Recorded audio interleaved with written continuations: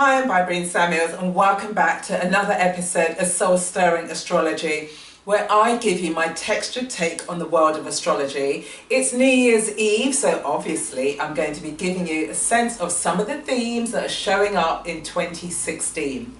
So, new year, new beginning, 2016. And I want to give you a sense of the background and the context in which the transits will take place. And the themes are going to be shaped by two particular planets, namely Uranus and Pluto. Uranus is currently in Aries and Pluto is in Capricorn. They're both cardinal signs. And so it's the energy of these two planets that are going to set the context of what takes place in 2016. So when we're dealing with these two planets, we're looking at revolutionary change. We're looking at abuses of power, corruption, the powerful, the powerless, invention. So when you bring the energies together, that's what's actually happening and actually kicked off in the early 60s at the start of its cycle. So where you have Pluto and Uranus, they journey together for 138 years. So it's an energy that we're all going to experience throughout our lifetime.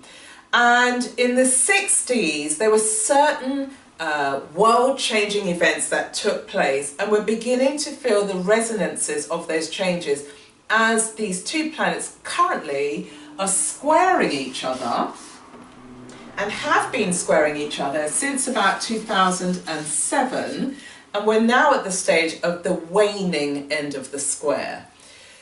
So what does that actually mean? It means that the energy is still very potent, but not as potent as when it was the exact square that really kicked off from around 2012. Now, the reason why I mention all of this is because I want to give you a sense of some of the themes that are coming up. So in the early 60s, we had the sexual revolution, we had the civil rights movement and the Vietnam War. So here we saw the use and abuse of power that took place, and then we saw the breakdown of the old guard and bringing in new ways of living and being. Now fast forward, because we're in this square energy between these two planets, and we've seen some of these themes resonate in a 21st century style. So if we go back to 2007, for example, was the start of this whole financial meltdown. We saw the abuse of power that was coming from the banking industry. In 2008, there was a wide square between these two planets, and for the elections we saw that Barack Obama was elected as the 44th President of the United States. So there again, it was paradigm changing within the world of politics. Let's kind of fast forward in 2015, we've had this whole institutional corruption and scandal that's taken place within FIFA, whereas we had the sexual revolution in the 60s, we're on the cusp of a women's revolution taking place, particularly in Ireland, and they're currently debating whether there should be a referendum around the reversal of the 8th Amendment, which basically will give women the right to choose to have an abortion. So there's lots of these changes that are taking place that are showing how power is used and misused within our environment. So on December the 25th, Christmas Day, just a few days ago, Uranus turned direct, and it will be direct up until July the 27th. It's in a cardinal sign, which is about action, initiation and courage and boldness. And wherever Uranus shows up, Uranus demands that we be our natural, authentic selves. So it's a great time for you to be striding out confidently and owning your space in the universe.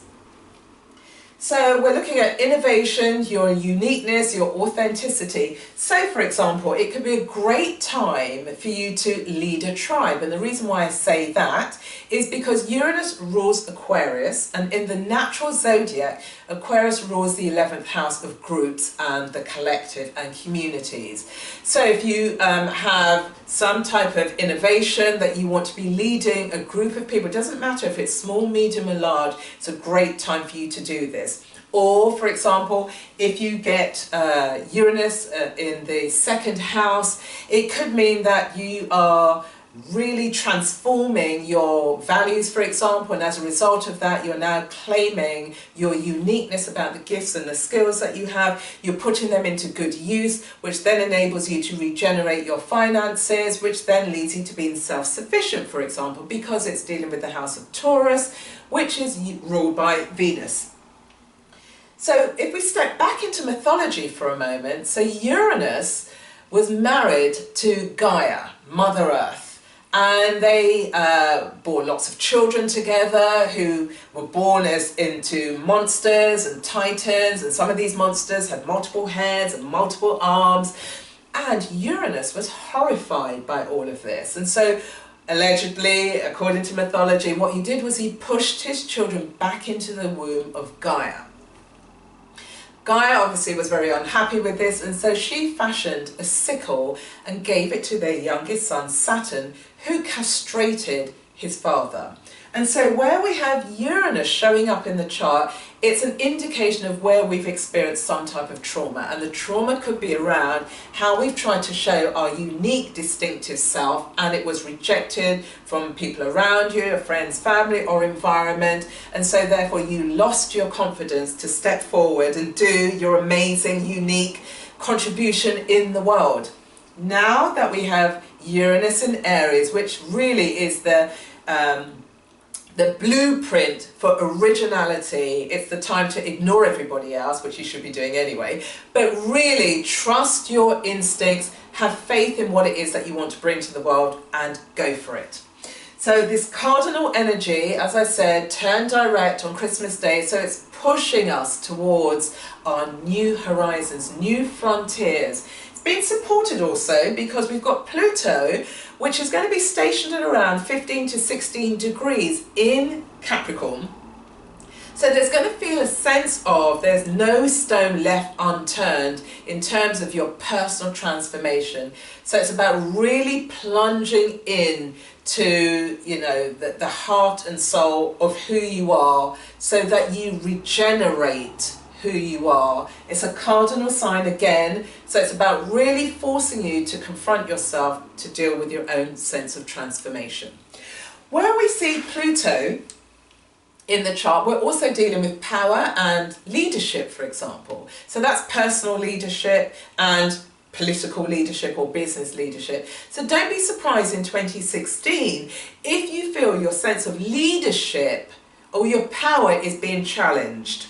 And the reason why it will be challenged is, for example, if we take what's happened here in the UK, over the Christmas we had these terrible floods that happened in the north of England. The government have rightly been criticised about the lack of structural support for these particular communities, which is really, you know, disrupting the whole foundation of those communities.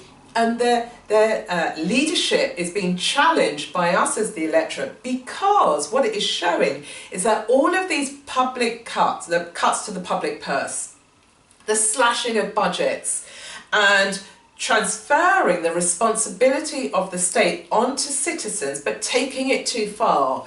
And it's a recognition that actually volunteering is fantastic, but it's not enough to continue to build the infrastructure of local communities. And the cuts are showing how the deficits show up in people's everyday lives. So don't be surprised if when the budget on March the 16th, we're going to hear about significant amounts of money being poured into build the infrastructure of local communities. Now, on December the 1st of this year, 2015, is when the budget was announced. So over this next 3-year period, we've had these terrible floods that have taken place, but over the next 3-month period, the government now will be pushed back into reflecting and changing their mind around what is actually going on, re their policies, which is a positive thing, which I speculate will happen, and it's going to be supported by the eclipses. So we're going to have solar eclipses and lunar eclipses taking place in Pisces, Virgo and Libra. So with Pisces and Virgo, here we're dealing with the mutable signs. So we've got the cardinal energy that kicked us off, and then throughout the year, a lot of the transits that are taking place will occur primarily in mutable signs, and there will be some with cardinal signs. So when we have eclipses, eclipses are really the invitation for us to deal with the unfinished business, to deal with the stuff we've pushed to one side, or aspects of our personality that we have felt internally challenged, and we've kind of buried it and pushed it further and further down into our psyche. However, when eclipses show up, they're the suggestion for all of us to deal with the unfinished business. Now, if we resist the transformation, what will happen is we're going to have our own sense of our inner piranhas who will be nipping away at our heels and our Achilles heels and our toes and generally our feet to remind us that there is unfinished business that really needs to be handled. And it's taking place in mutable signs, so it's about reflection. So we will be personally reflecting on unfinished business, but also leaders and the government, as I suggested in this case, will equally be feeling this challenge that will throw up in March. So we've got the first set of eclipses taking place in March, and then again we'll have them in September.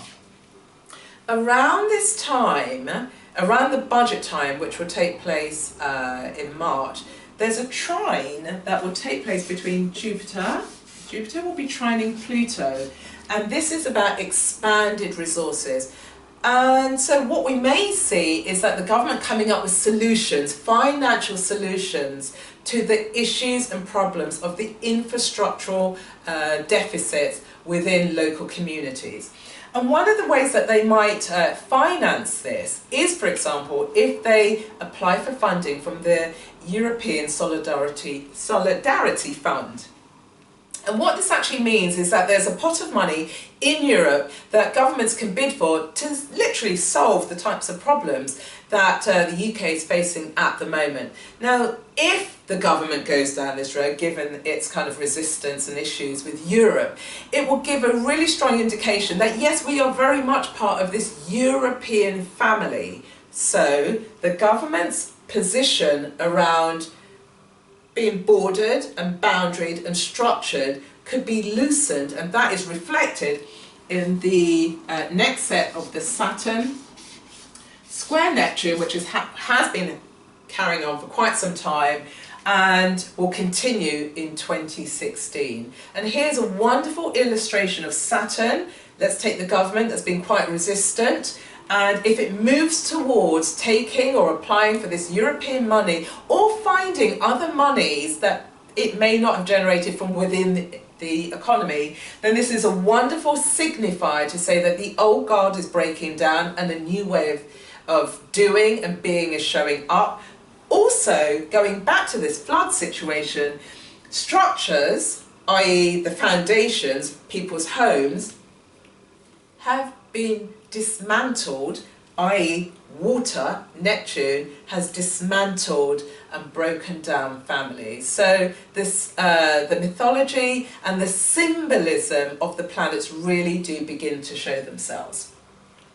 Round about spring and early summer, we've got Mars, and Mars is going retrograde, and it's going retrograde in Sagittarius, and then again it's going retrograde in Scorpio, and this will take place from April the 17th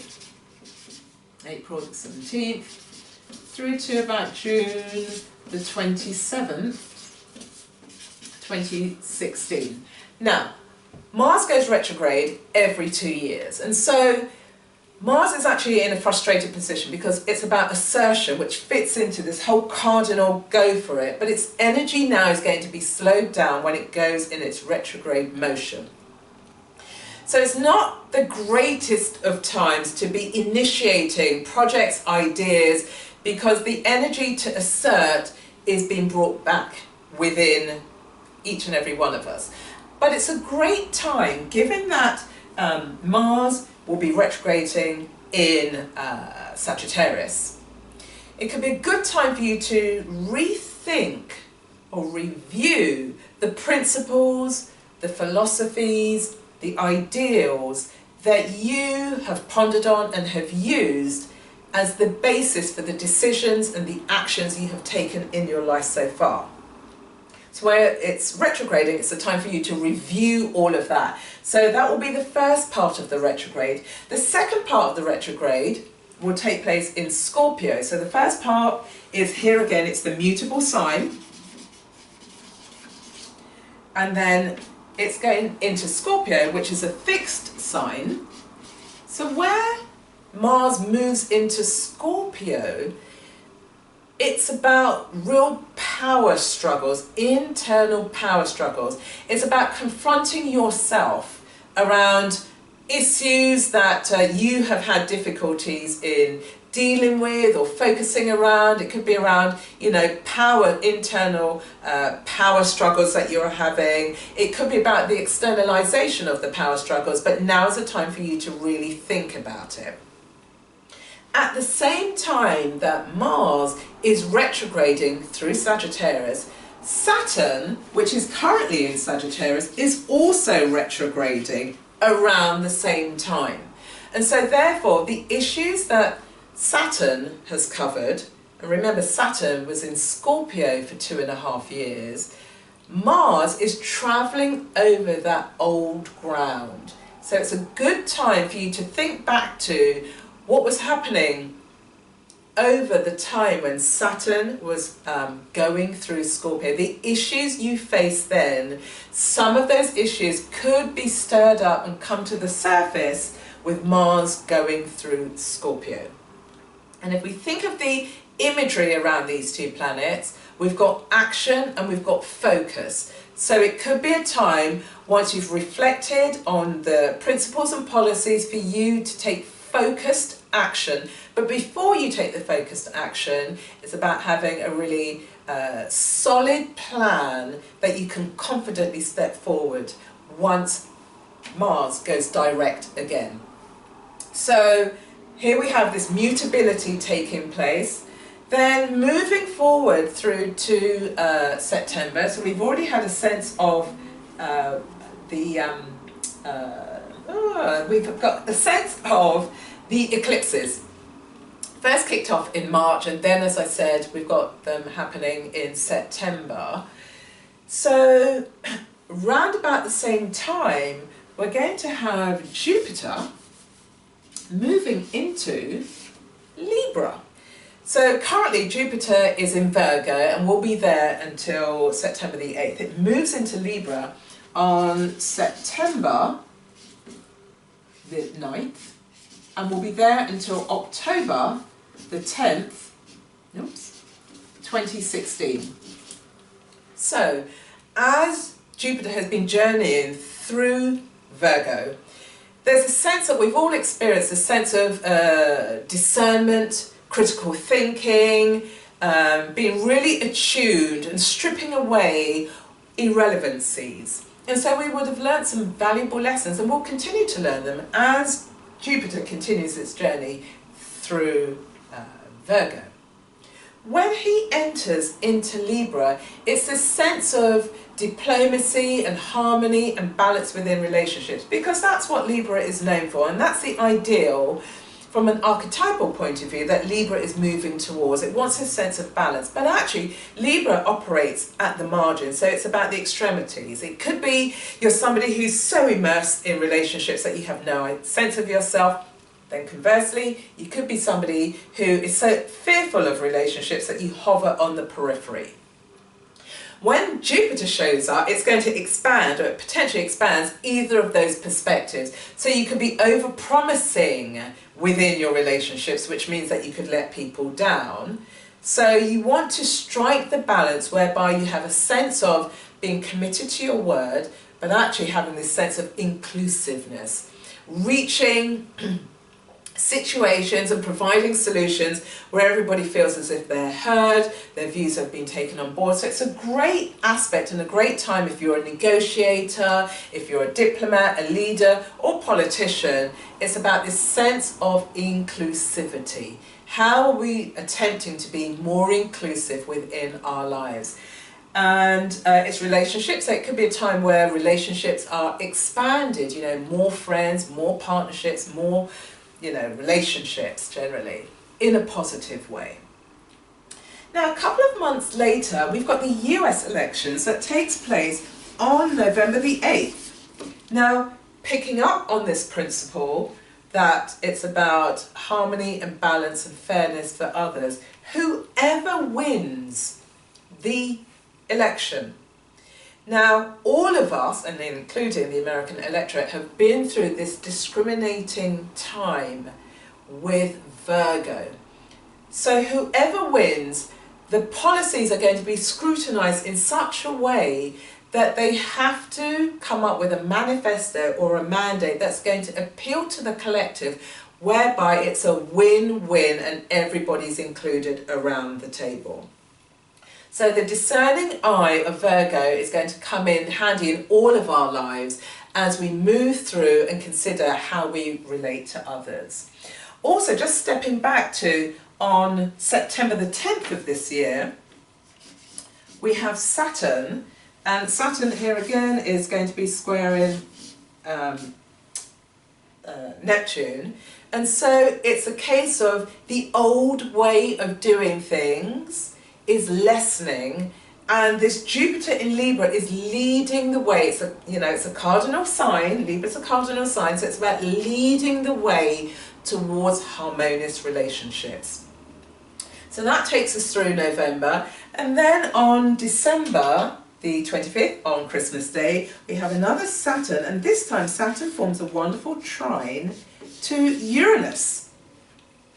So when we have Saturn and Uranus, Saturn's about the structured old way of doing things, and Uranus is about the higher mind, the inventiveness, you know, radical thinking, free thinking, new ways of doing things to improve upon what has gone by. So it could be a great time for disruption, because Uranus is about disrupting the status quo. Given that we're dealing with the higher mind, it could be a sense that we're going to begin to see even more changes within the field of education. So somebody who's been leading the way for years is my favourite business person, and his name is Ricardo Semler.